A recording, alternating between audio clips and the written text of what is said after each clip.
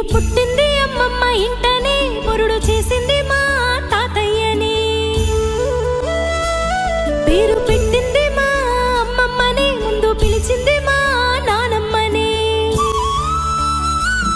ముద్దులాడరు మా మావయ్యలు, మురిసిపోయారు మా అత్తమ్మలు.